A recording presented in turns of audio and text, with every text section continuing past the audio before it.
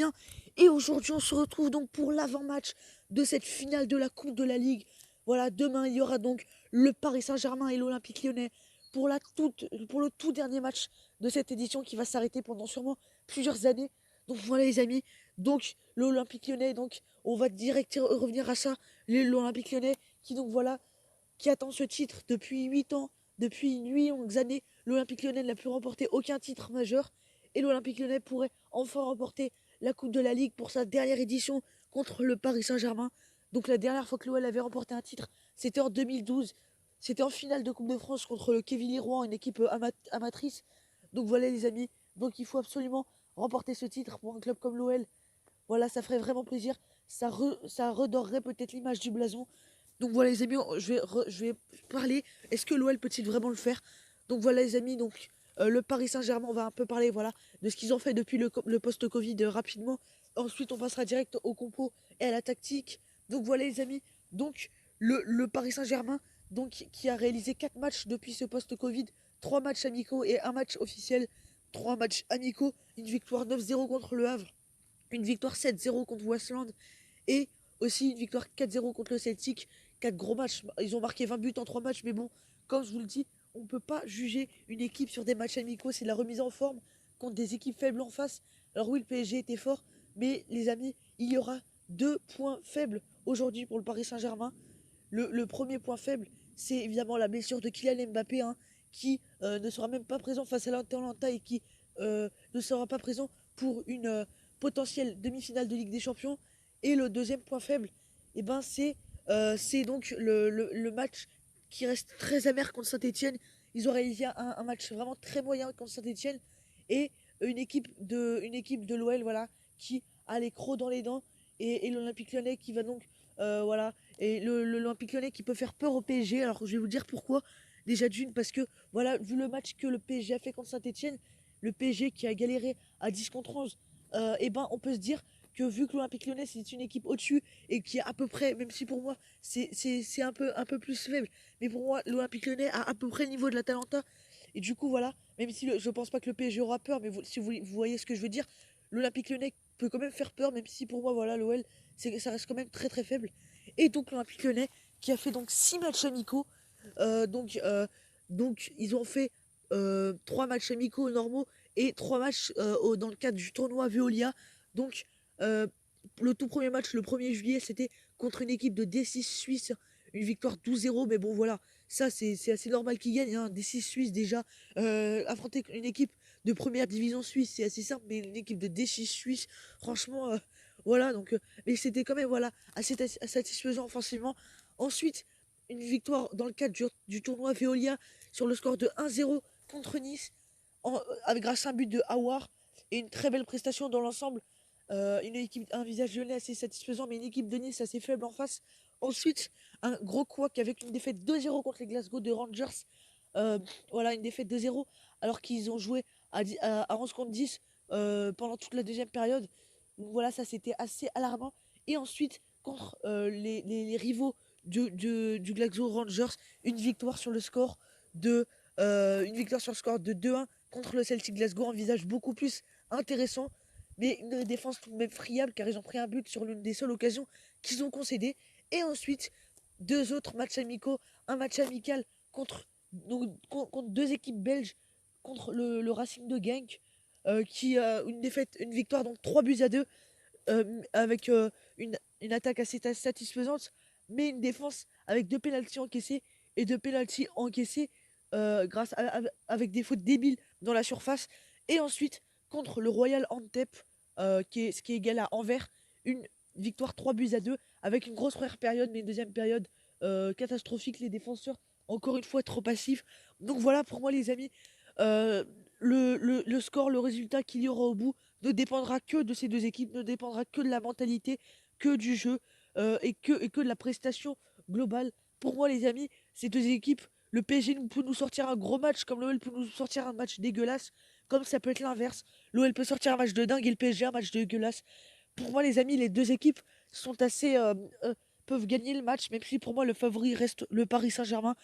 L'Olympique Lyonnais peut franchement le faire. Et je vais vous dire pourquoi l'OL peut le faire.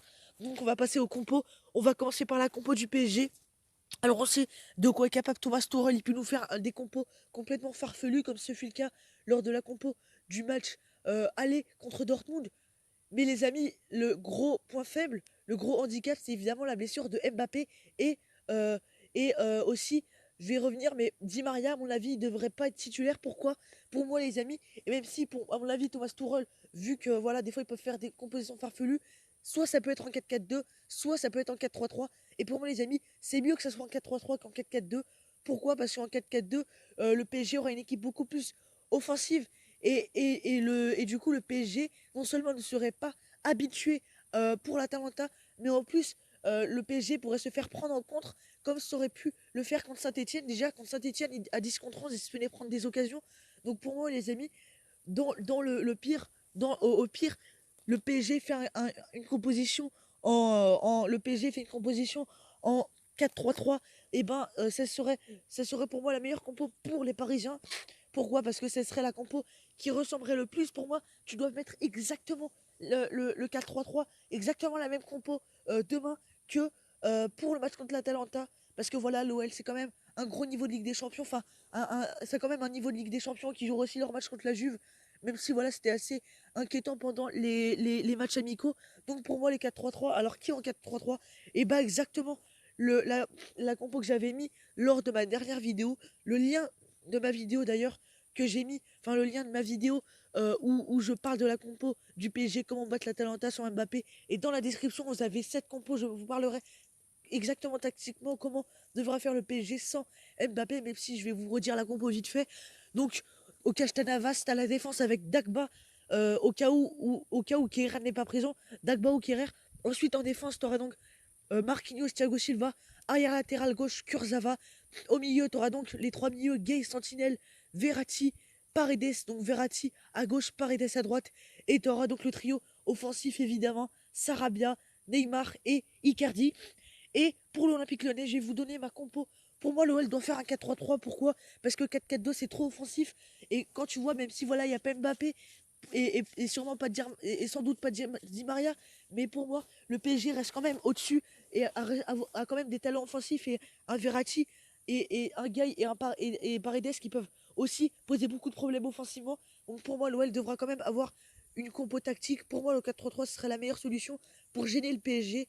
Pour moi, voilà, au cage, donc évidemment Anthony Lopez, arrière latéral droit, Léo Dubois, défense centrale. Donc à mon avis, il faudra même Marcelo Denayer, car cette charnière centrale m'a beaucoup satisfait durant les matchs amicaux, même si voilà, il y a eu beaucoup de buts pris. Pour moi, tu dois mettre cette compo. Ensuite, arrière latéral gauche, évidemment, Fernando Marsal. Au milieu de terrain, pour moi, tu dois mettre en sentinelle Lucas Touzard, car oui, Lucas Touzard, vu que là, ce match appartient à la saison 2019-2020, et Lucas Touzard, je vous rappelle, est en partance du Hertha Berlin. Lucas Touzard est encore présent, du coup, vu que c'est encore dans la saison 2019-2020. Et ça, c'est un avantage pour l'OL, un gros avantage pour l'OL.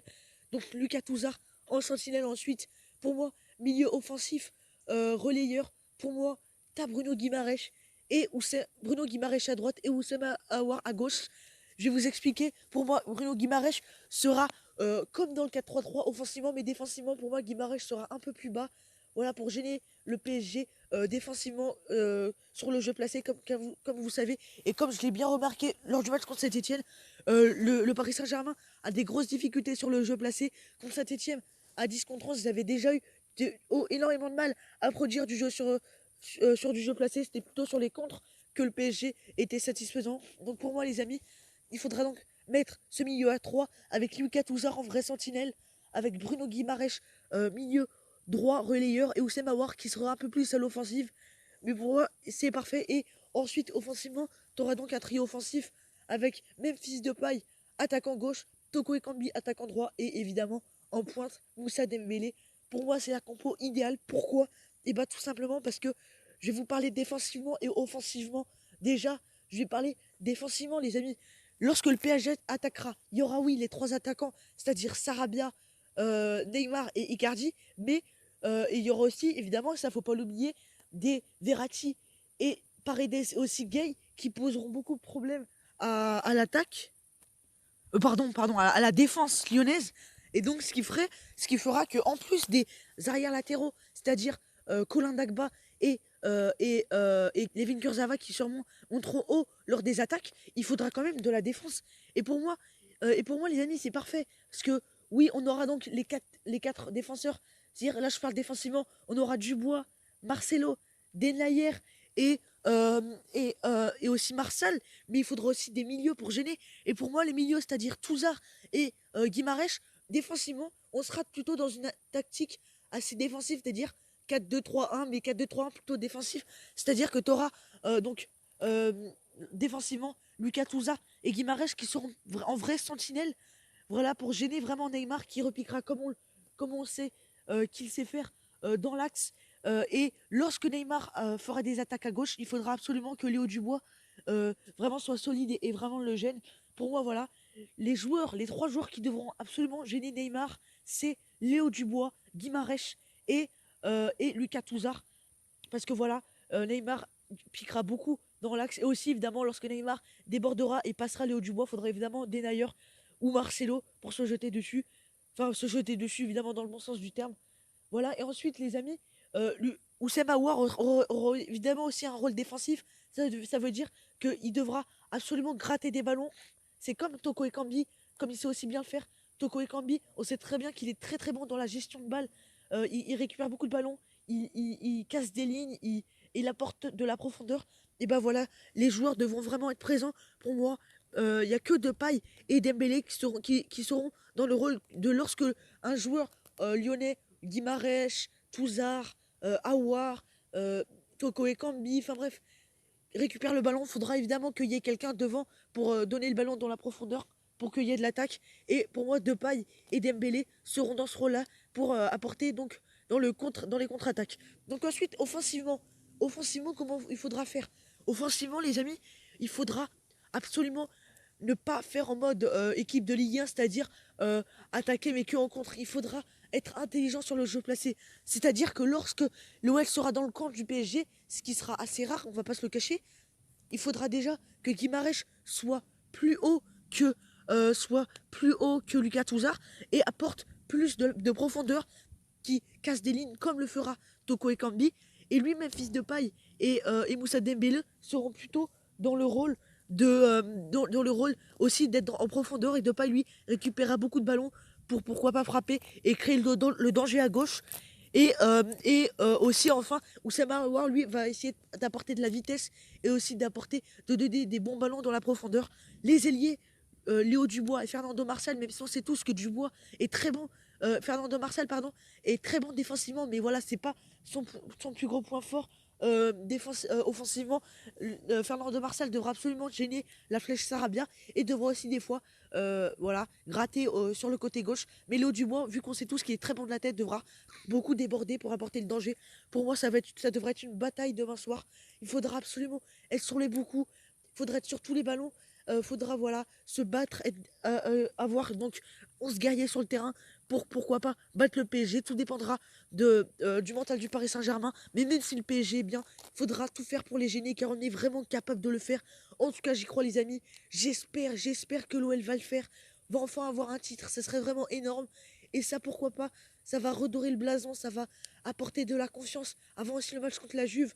Donc voilà les amis, j'espère vraiment que l'OL va le faire. Il faudra, comme je l'ai dit, avoir des guerriers, qu'on soit sur tous les ballons, sur tous les joueurs, qu'on soit bon défensivement, offensivement. Et franchement, on peut le faire, même si ça va être dur, même si on va s'attendre à souffrir. Moi, j'attends aussi évidemment la victoire, mais j'attends surtout une équipe lyonnaise qui va se battre jusqu'au bout, qui va donner de l'envie, de l'abnégation, voilà, j'aimerais bien voir un beau visage de l'OL, parce que le 4-2 qu'on avait fait contre le PSG, c'était vraiment pas un beau visage.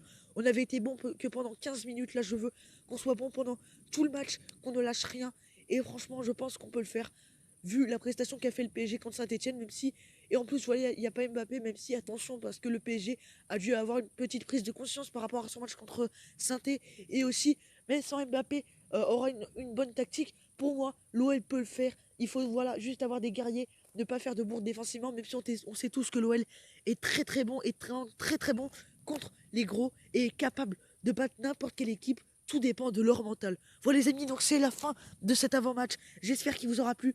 Donc mon prono, je verrai donc une victoire 2-1 du PSG. À mon avis, le PSG va s'imposer, mais je l'espère pas. Mais voilà, je verrai plutôt une victoire du PSG avec un bon visage de l'OL. Mais pour moi, ça va être serré. Dites-moi votre pronom en commentaire. En tout cas, moi, je vous dis à très très vite. À demain soir pour le débrief de ce match. Avec, j'espère, une voix positive, avec une voix plein de joie, avec une voix titrée. C'était le Sultan débrief. Allez, les amis, bye.